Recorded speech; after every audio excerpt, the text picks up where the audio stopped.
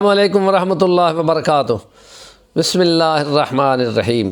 آج جمعے کی مناسبت سے اپنے سامعین کو مختلف مقاصد کے لیے وظائف بتایا کرتے ہیں۔ آج رزق کی وسعت کا وظیفہ ہے جو مفتی محمد شفیع رحمۃ اللہ علیہ کی تفسیر معارف القرآن کی 7 نمبر جلد میں اس آیت کے حوالے سے ہے جو سورۃ شورى کی 19 نمبر آیت ہے، 25ویں پارے کی 42 نمبر سورت ہے، اور اس میں آیت کا حوالہ دیکھیں، اللہ لطیف بعبادہ یرزق من یشاء وہو القوی العزیز۔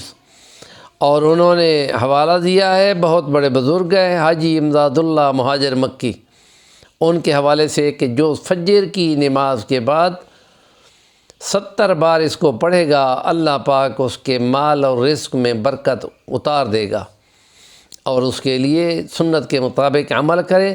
گھر میں جو ہی داخل ہوں تو سلام کیا کریں درود اور یا سورۃ اخلاص پڑھ کر، اور زیادہ تر کم سے کم صبح شام استغفار جو والا بھی ہو وہ بھی ضرور پڑھنا چاہیے، جو سورۃ نوح میں حضرت نوح علیہ السلام کا اپنی قوم کو استغفار کا مطالبہ تھا کہ تم یہ کرتے رہو گے تو پھر خدا بھی تم کو رزق بھی دے گا اور تمہیں بیٹے بھی دے گا۔